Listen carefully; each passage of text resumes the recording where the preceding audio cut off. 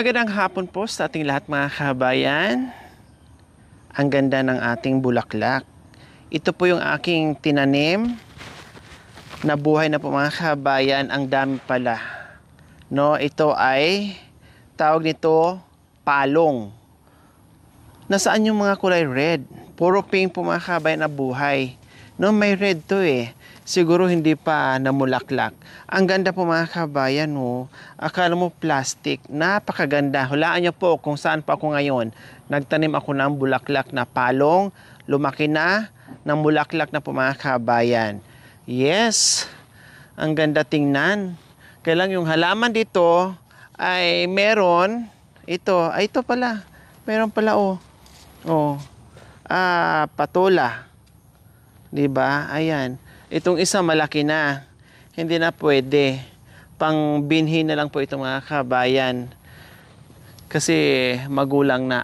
Ayun. Meron palang pananim doon sa likuran natin. May sitaw, ampalaya, talong. Kailang wala pang bunga. Siguro nakuha na. So muli, nandito tayo kay Tatay Ray and Nanay Elena. Hello Tatay Ray, good afternoon. Kumusta? Wala nang madadaanan. Ay ang tataas na ng ating halaman. No, akala ko hindi na siya makarecover mga kabayan, pero nagkaroon din ng mga branches at tumaba dahil nung nakaraan ay tag-init.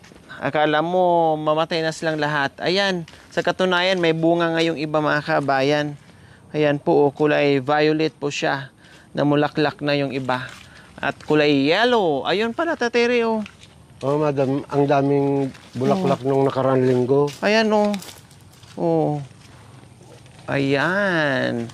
Tapos ito pa, hindi pa bumuka. Oh, ayan po, oh. Hindi pa bumuka mga kabayan.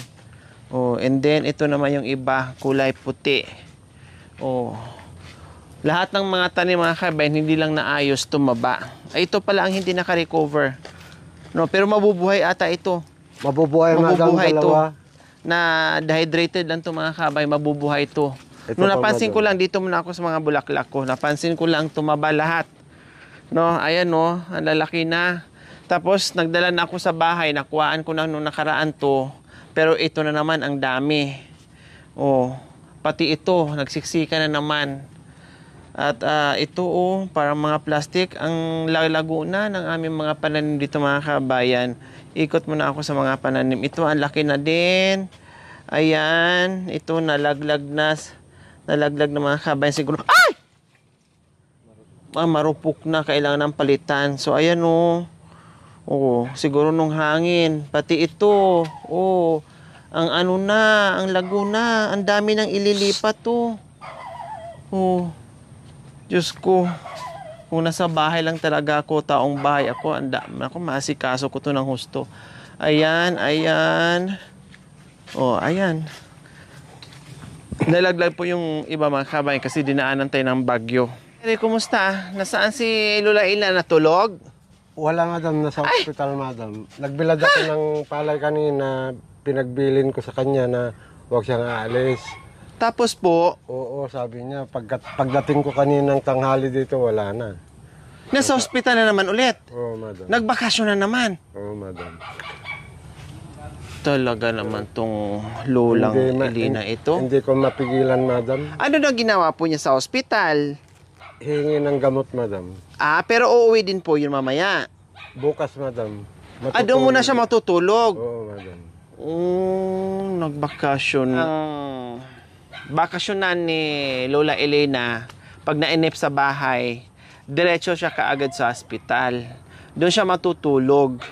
No, muna siya, check-in siya ng overnight. No, hihingi lang ng gamot, kailangan talaga niya matulog na hospital. Kilala na kasi siya diyan mga kabayan. Kailangan problema pag nagkasakit si Lola Elena, no? Ay meron siya agad matakbuhan kasi kilala na siya at wala na siyang magagastos doon. Kasi binibigyan lang siya Tatay Ray, di ba? Binibigyan po siya ng gamot. Pamasahe lang niya, madam. Ang pamasahe lang ang kailangan niya. Pero pagdating sa loob ng hospital, libre na siya. Wala na siyang problemahin. Higit sa lahat, maka-overnight pa siya doon, makapag-check-in pa siya. Akala ko nandito kasi nakabukas yung pintuan. Yun pala wala. Wala, madam. Akala ko, Tatay Ray, ay hindi makalabas ng bahay kasi siyempre ulan ng ulan. O katulad dito. O Oo, madam. umambon papunta dito. Yun pala ay makulimlim na dito sa inyo. O, kumusta, Tatay Ray, sa ilang linggong ulan ng ulan? Wala pang 2 linggo, madam. Wala pa 2 linggong ulan na ulan dito sa inyo? Oo, madam. Sa amin halos 1 buwan ng ulan ng ulan. Pag umaraw ng umaga, madam, sa hapon, ulan. Ulan. Kung umaraw maghapon, gabi uulan, madam. Kaya pala ganito pa rin sa inyo dito, Tatay Ray. Talagang hindi na humumpay yung ulan. Basta buong maghapon talagang uulan po siya, mga kabayan. Saan po kayo nagbilad ng palay? Sa airport, madam. O, kumusta yung pananim na palay dyan sa likod? Nag-harvest na? Oo, madam, tapos na. Ay, tapos na. Oo, O, madam. kumusta ang kitaan nyo? Nakaani kami ng 179 kaban, madam. Wow! O, kumusta? Nalugi? Or kumita? O sakto lang? Kumita, madam. Pero doon sa ibang tinaniman namin, logi, madam. Dito lang. Oo, madam. Parang dito binawi. Oo, madam. Parang quits lang. Quits lang, madam. Kung kasasabi lang natin na uulan, umulan nga. So, magtatanim pa po kayo ulit? Hindi na, madam. Pakwan na lang, madam, ang itatanim namin sa December, madam. Dito po or dyan? Dito, madam. Oh, parang hindi maganda yung kitaan ng palay ngayon. Dahil ba sa tag-ulan, Tatay Ray? Oo, madam. Pag hindi mo Nabaha? pag hindi mo nabilad, madam, yung palay sa loob ng 2 araw, mangingitim na yung balat, madam. Mura na yung Bili presyo. nila. Oo, madam. Per kilo. Pero yung iba, Tatay Ray, di ba, dinadryer muna nila, tuyo muna bago nila ibebenta? Oo, madam. Yung dryer, madam, pag pinasok mo doon sa dryer, pag lumamig na, coconut, madam, yung palay. Oh, Dapat natural araw. yung init. Oo, madam. Yung init araw po talaga, Tatay Ray. Oh, so ayan, mga kabayan.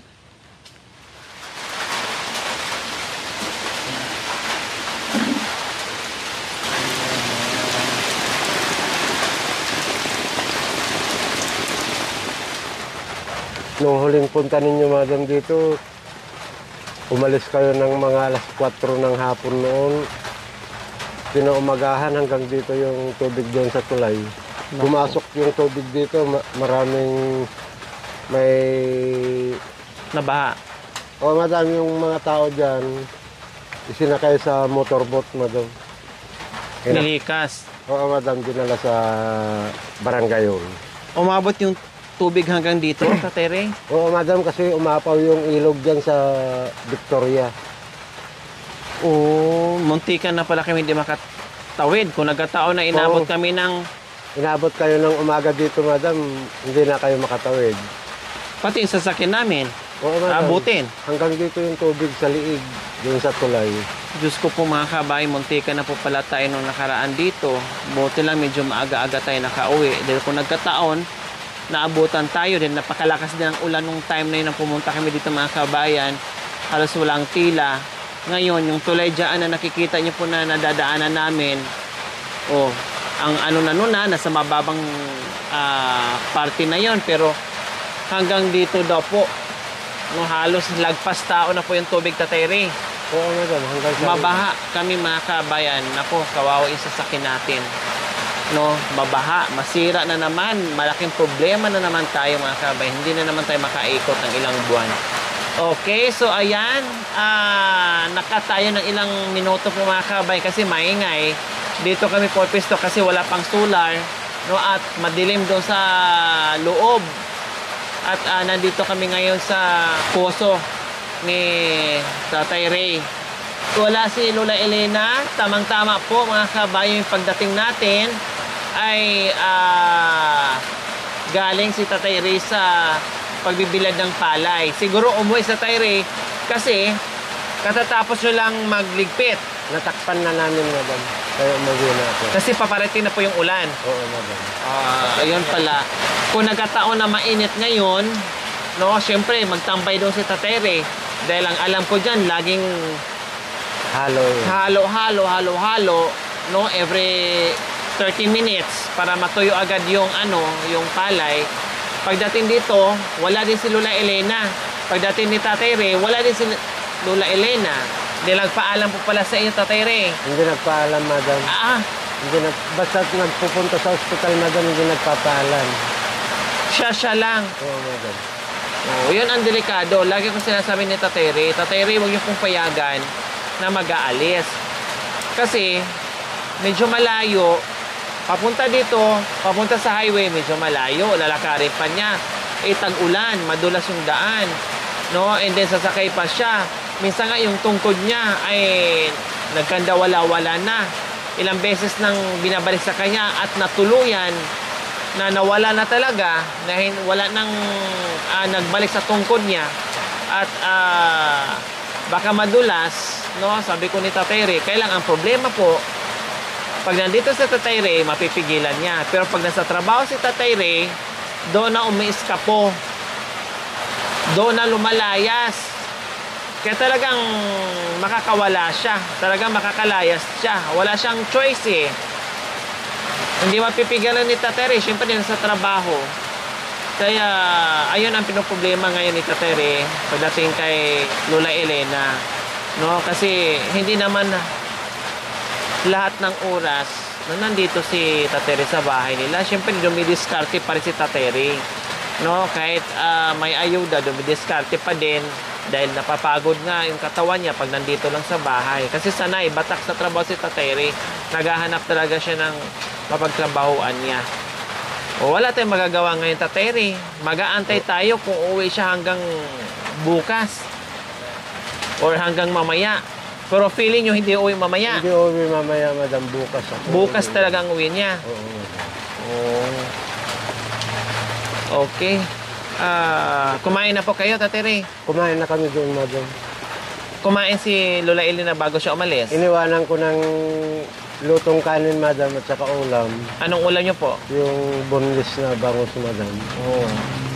Kumain naman po siya bago umalis. Aywan ko, madam, may pinggan naman dito, madam. Ibig sabihin kumain siya mag-isa. Kumain siguro, madam. Anong problema, Tatay Ray? Ano naman po ang nararamdaman niya? Yung kabag na naman? Nilalamig na naman? Madam, malamig. Yun lang talaga ang problema niya. Oo, Siyempre, Over siguro, madam, sa pagkain ng gamot, madam, kasi yung Cremal is Kremil S. may 6 na piraso. Isang araw naubos niya, madam. Hala, Kaya, buti hindi siya hinimatay. hindi naman, madam. Nahilo. Pero, kung madam, yung nanginginig daw, yung giniginaw, sabi ko nga sa kanya, baka over ka sa pag-ano mo sa gamot. Hindi, sabi ng doktor, sabi naman niya. 6 Isang na araw. Kremil S sa loob ng Isang araw. isang madam. araw. Ma-overdose siya doon. Kaya nakaramdam siya ng nangangatog, nanginginig. Nanginginig, madam. Naku, pag halimbawa, Tatay Ray, pag may dala-dala siyang gamot, kasi ang alam ko sa Kremil is every 8 hours or every 6 hours.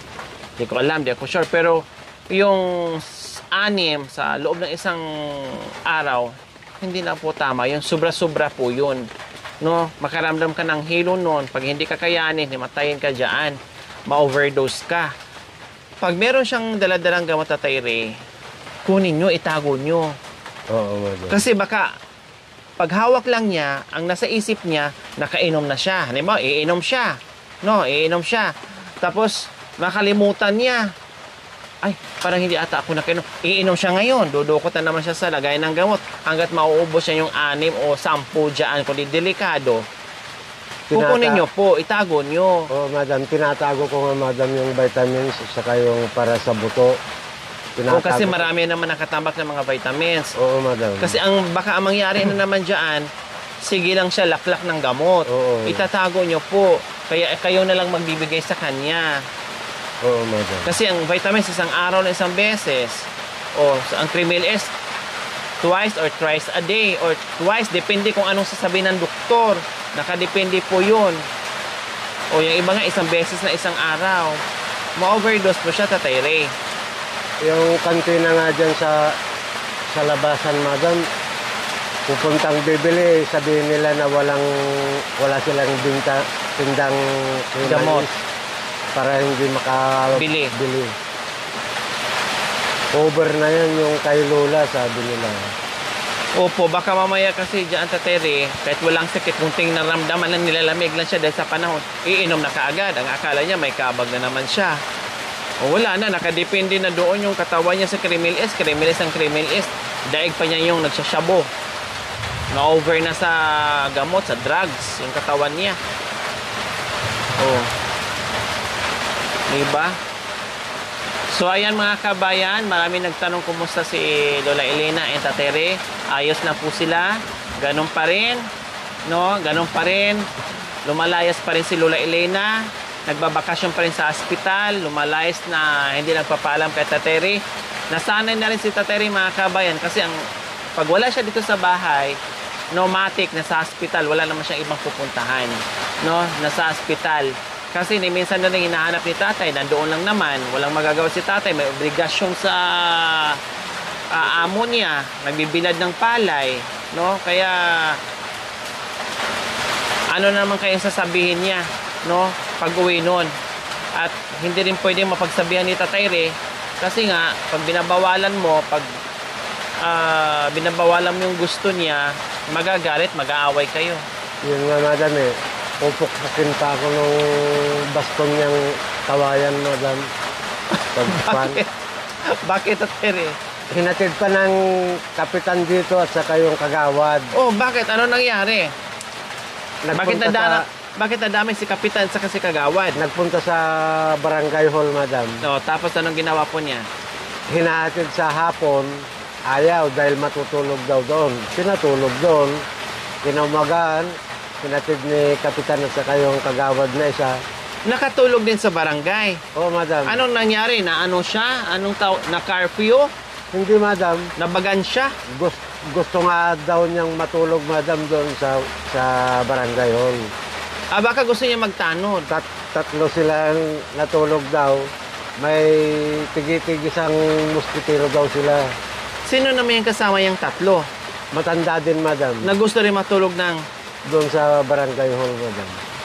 Sabi ni kapitan, tatay, sabi sa akin, bumili ka na lang ng kadena, itatali mo dito yung mahabang kadena, yung aabot doon sa pintuan, sabi niya, para hindi na makatakas si Nanay Elena, sabi niya.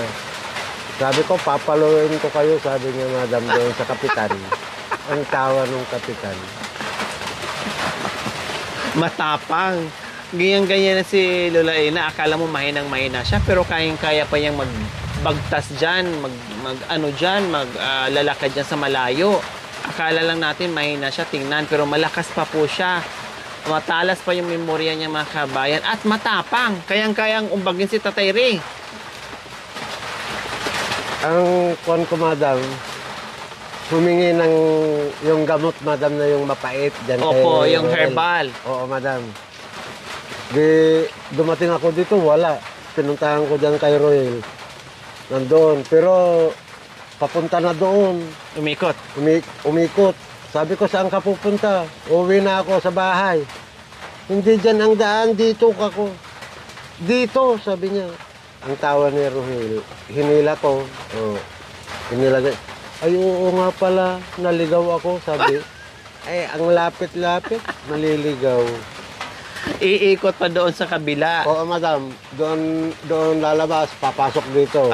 O, nung Hindi na shortcut, longkat na yung ginawa niya. Oo, nung hihingi, dito nagdaan.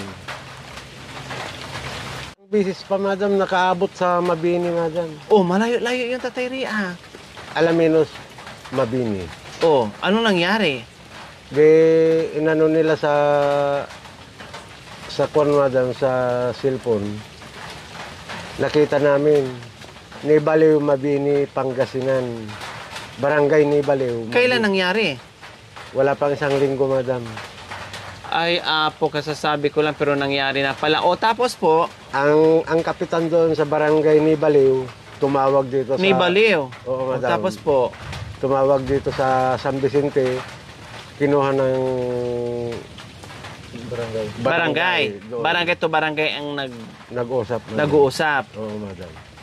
Ilang araw po siyang bago nakita? Isang gabi din, madam, doon. Natulog din doon. Paano daw po yung sinakyan niya? Anong sinakyan po niya? Ang sinakyan niya daw, madam, yung tricycle. Kako, kung tricycle, baka jeep ang sinakyan mo. Jeep po ata. Oo. Kasi kung tricycle, madam, bihira lang ang Alaminos Mabini. Opo. Tricycle. Malayo po yun kung tricycle po siya. Malayo, madam. May tatawid pa sa ilog, pero tulay yun, madam. Opo. So nangyari na nga po mga kabayan, ang sinasabi ko. Nung nakarang linggo, nawala pala si Lola Elena. Napadpad sa ibang bayan. Buti na lang, may barangay nag-rescue. So barangay, yung barangay doon sa Mabini, Pangasinan, kumontak dito sa barangay nila ni Tatay Ray sa Alaminos.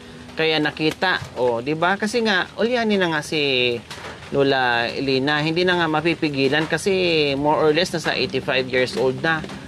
Or 80, more or less nasa 80 na. Anyo si Lola Elena, di ba? Kaya delikado sa kanya. Buti kung ganyan lang. No, paano pag nabundol, Tatay Ray? Yun ang malaking problema natin. Yung ligaw-ligaw, kahit papaano, may mga barangay, o makakawi pa rin ng bahay, kahit abutin pa ng ilang linggo. Pero yung mabundol, kasi may edad na, paano pag nabundol at nabalian, anong mangyayari? At saka tatakbuhan pa, madam. Ikawawa siya. Tapos hit and run ka pa. Oo. Kung di wala. Hinatid nga dito, madam, ang tawa niya, namasyal daw doon sa Mabini. Ang feeling po niya, Tatay Ray, hindi siya naligaw. Ang feeling niya, namasyal lang siya. Namasyal daw sa Mabini, madam. Pero yung pasyal niya, inabot na ng kinaumagahan. Oo, madam. Alas 11, madam, nung Hinatid. hinatid dito. Naligo ako. Pagkatapos, nagbihis ako. Ako sana ang pupunta doon. Kasi nalaman ko dyan sa may tuyuan, madam. Na nagtitinda ng tuyo. Yung asawa mo nandito, sabi nila sa akin.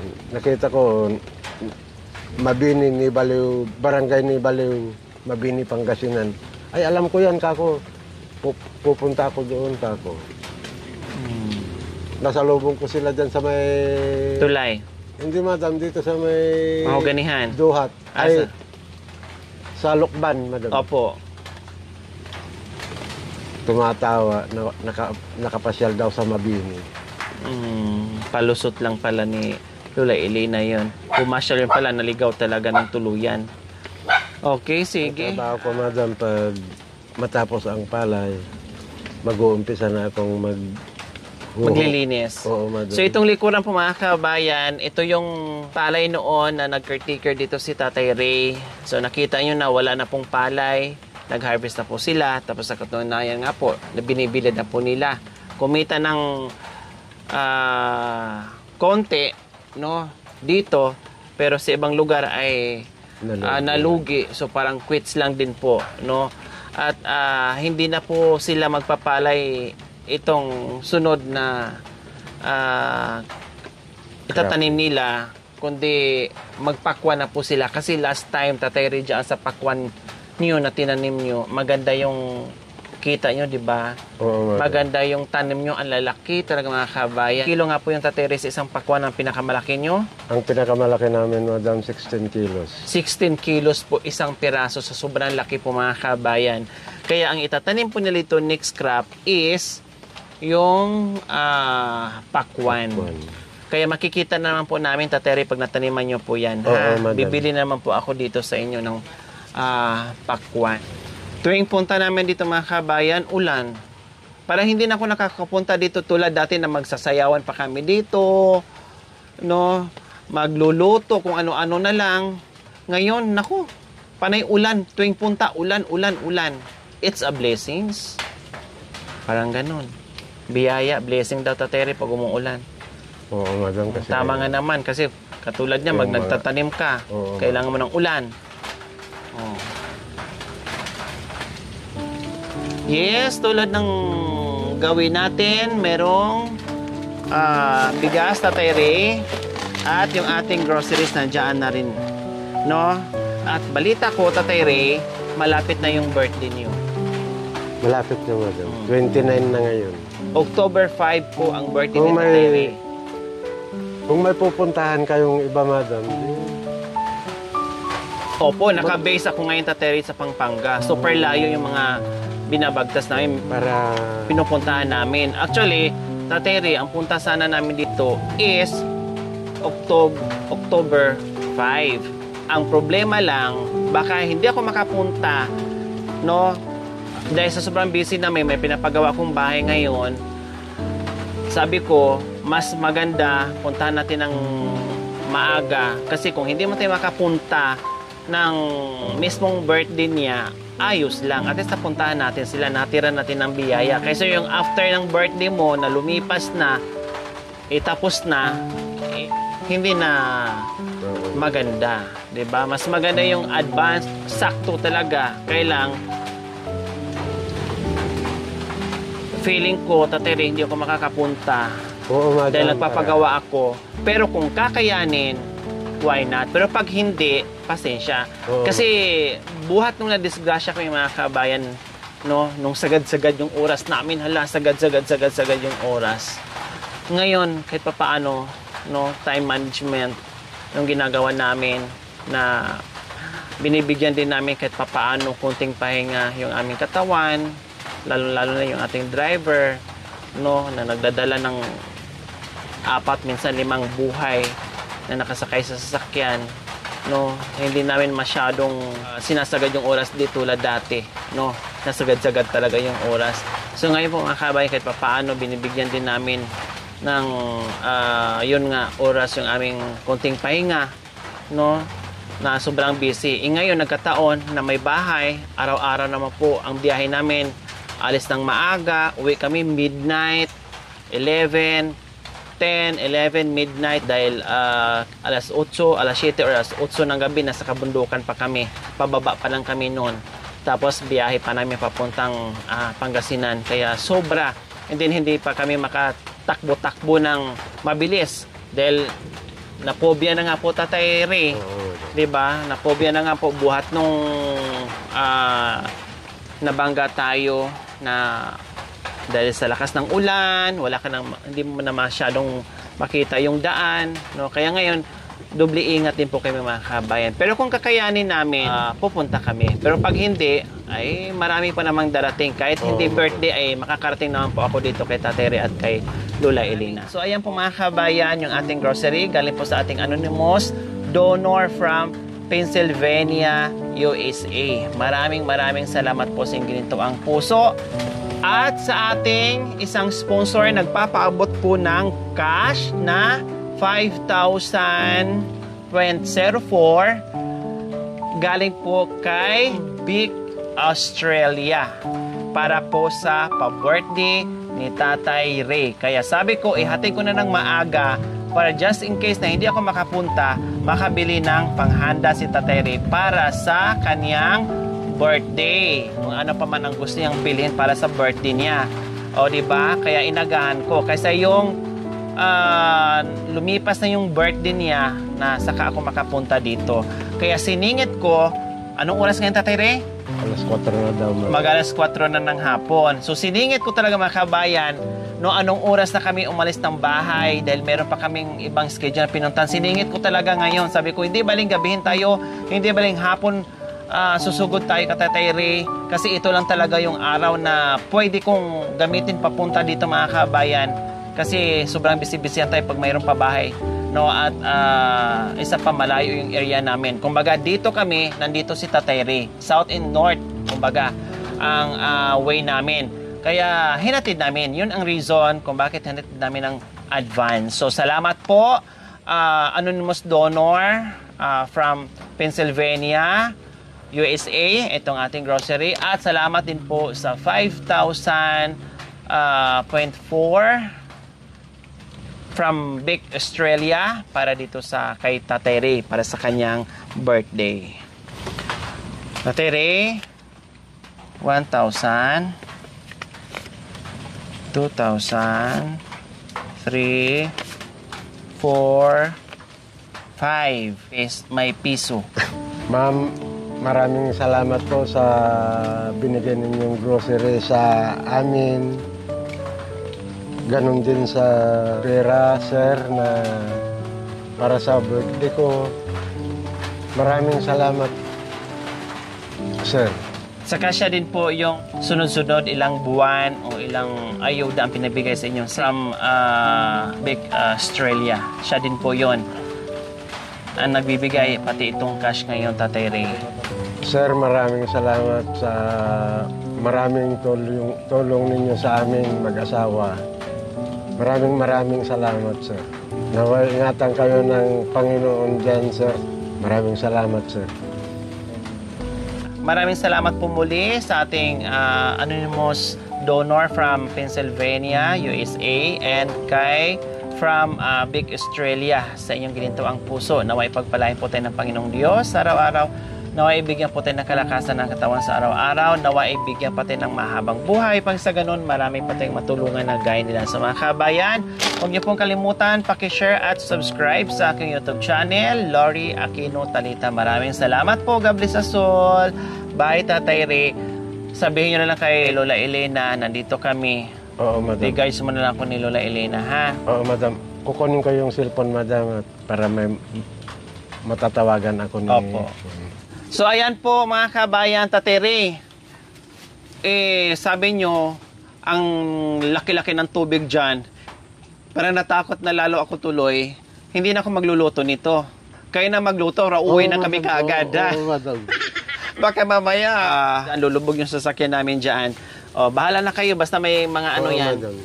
Kompleto ricados yan. Ha, Tatay Ray? Oo, madam. Hindi na kami magtatagal, ha? Oo, Kasi madam. ang lakas na naman ng ulan kanina. Baka mamaya, hindi kami makatawid.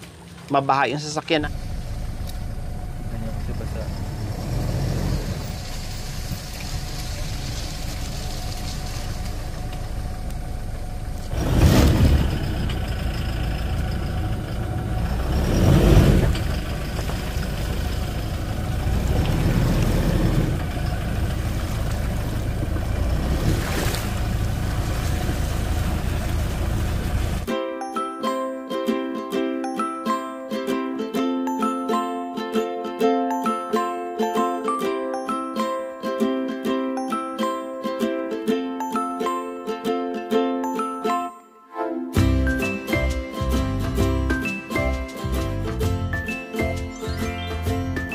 Thank you for watching. Don't forget to like, share, and subscribe.